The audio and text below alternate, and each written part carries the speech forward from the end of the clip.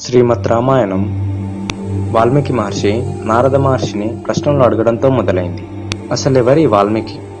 వాల్మీకి అసలు పేరు అగ్నిశర్మ. తల్లిదండ్రులు సుమతి, కౌశకి. వీరు బ్రాహ్మణులు.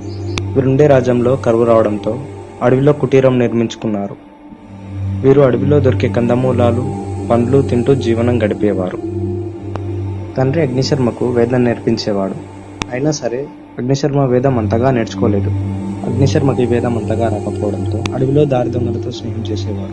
వారితో పాటు ఉండేవాడు. వాళ్ళతో పాటు దొంగతనాలు చేసేవాడు. వచ్చిన సొమ్ముతో కుటుంబాన్ని పోషించేవాడు. ఒకరోజు అటుగా వెళ్తున్న ఋషుల సొమ్ము దోచుకోవడానికే ప్రయత్నించాడు. అది చూసి అత్రి మహర్షి, ఎందుకు నాయనా ఇలా దొంగతనాలు చేస్తున్నావని ప్రశ్నించాడు. అగ్నిశర్మ నా కుటుంబాన్ని పోషించుకోవడానికి అన్నాడు. బాలక, ఎన్ని పాపాలు చేస్తున్నావే? ఈ పాపంలో నీ కుటుంబ సభ్యులు ఎంత వాటా తీసుకుంటారు అని అడిగాడు అత్రి మహర్షి.